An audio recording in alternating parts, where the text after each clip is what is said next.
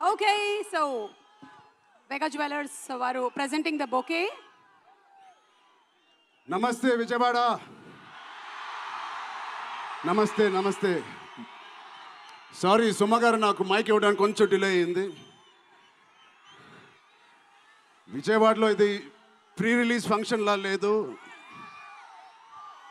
Success meet చేస్తున్నట్టు ఉంది. Thank you.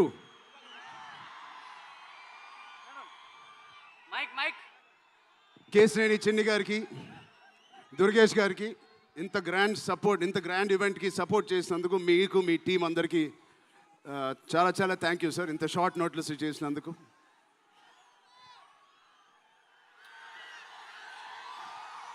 Vijayawada అసలు మీ అందరి మధ్యలో ఇక్కడికి వచ్చి చేసుకున్నందుకు మీ అందరికీ thank you so much.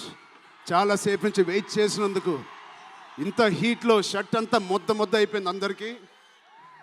But ఈ హీట్ని, ఈ ఎనర్జీని చాలా ఇంతసేపు ఎంజాయ్ చేసాం.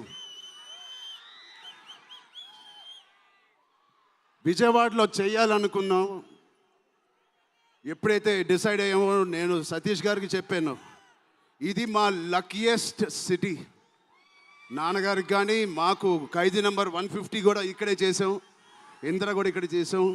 సో ఆ లక్ని కొంచెం మేము ఇంటికి తీసుకెళ్దామని ఇక్కడికి వచ్చాం. మీ అందరికీ, తమ్ముళ్ళకి, ఇక్కడ ఉన్న అన్నయ్యలకి, వచ్చిన అక్కలకి, చెల్లెలకి, మీ అందరికీ పేరు పేరున థ్యాంక్స్. అలాగే టీవీలో చూస్తున్న మా అభిమానులకి, వాళ్ళందరికీ చాలా థ్యాంక్ యూ.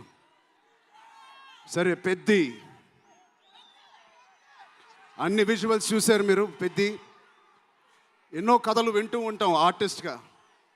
కొన్ని కథలు విన్నప్పుడు నచ్చుతాయి, కొన్ని కథలు విన్నప్పుడు ఆశ్చర్యపరుస్తాయి. బట్ పెద్ది అనే కథ మాత్రం విన్నప్పుడు ఎక్కడో గుండెలో, నా హృదయానికి చాలా దగ్గరగా హద్దుకుని ఉన్న ఒక కథ. ఇలాంటి కథ మా నాన్నగారు చెప్పినట్టు 10 సంవత్సరాలకు ఒకసారి వస్తుందేమో ఇలాంటి కథ. అలాంటి కథ నాకు వచ్చినందుకు ఫస్ట్లీ నా సుకుమార్ గారికి, బుచ్చిబాబు గురువు గారికి నేను మనస్ఫూర్తిగా థ్యాంక్స్ చెప్పుకుంటున్నాను. నా దారిలో, నా ఈ సినిమా జర్నీలో నాకు ఇలాంటి ఒక కథ ఇచ్చినందుకు. ఇది నా లైఫ్ లాంగ్ నా సినిమా లైబ్రరీలో వన్ ఆఫ్ ద టాప్ ఫిల్మ్స్గా నిలిచిపోతుంది.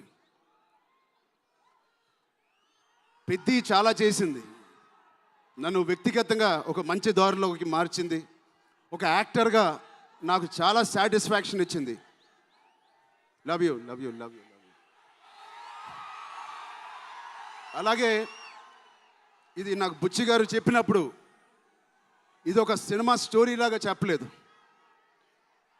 ఒక వ్యక్తి జర్నీ లాగా, ఒక ప్రయాణం లాగా ఒక కథ మొత్తం నరేట్ చేశారు నాకు. ఇది మామూలు సబ్జెక్ట్ కాదు, ఇది ఎగిసిపడే ఒక మనిషి కథ కాదు. కిందకి పడిన మనిషి లేచి ఎలా నించుంటాడో అలాంటి కథ ఇది. అందరూ కష్టం గురించి మాట్లాడుతున్నారు. అరే, ఇలాంటి కథ కోసం కాకపోతే ఎప్పుడు కష్టపడతామండి?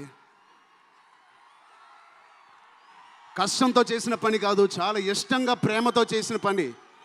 ప్రతిరోజు లెగిసి పొద్దునే షూటింగ్ ఎప్పుడు వెళ్ళాలా, జిమ్ చేసి షూటింగ్ ఎప్పుడు వెళ్ళాలా అని అనిపించిన one of the rarest films నాకు.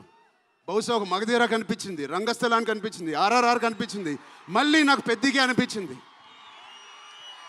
అలాంటి భావం, అలాంటి ఒక ఎక్స్పీరియన్స్ ఇచ్చిన మా బుచ్చిబాబుకి స్పెషల్గా థ్యాంక్స్ చెప్పాలి. బుచ్చిబాబు ఇది నాకు కథ నరేట్ చేసి ఇంట్లో నిజంగా చాలా ఆశ్చర్యపోయిన, తన బుర్ర ఎలా పనిచేస్తుందో అని. ఇంత అద్భుతంగా రాసి పెట్టుకోండి. ఇండియాలో నంబర్ 4 or 3 టాప్ డైరెక్టర్స్లో బుచ్చిబాబు పేరు ఉంటుంది ఫ్యూచర్లో.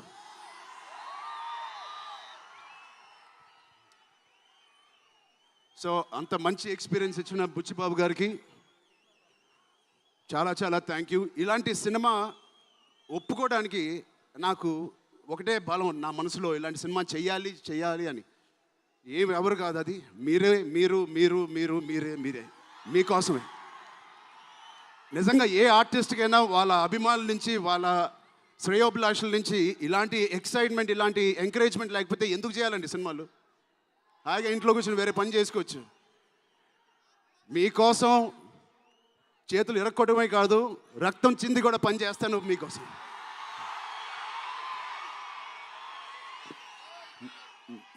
మిమ్మల్ని ఎంటర్టైన్ చేయడం ఒక పిచ్చా, లేకపోతే సినిమాలో మంచి సినిమా చేసి మీకు ఏదైనా ఇవ్వాలని ఒక పిచ్చా నాకు తెలియదు. నాన్నగారు కొడుకు పుట్టినందుకు, కళ్యాణ్ బాబాయ్ గారు ఉన్నందుకు ఇంట్లో ఇది తప్ప నాకు ఇంకేం తెలియదు. బహుశా ఇంకోటి తెలుసుంటే ఇలా ఇంత పెద్ద ఆర్టిస్ట్ నేను ఒక ఫీల్డ్లో అయ్యేవాడిని కాదు. నాకు తెలిసిందల్లా సినిమా సినిమా సినిమా. సో నేను చనిపోయే వరకు మిమ్మల్ని ఎంటర్టైన్ చేస్తూనే ఉంటాను, అది రాసి పెట్టుకోండి.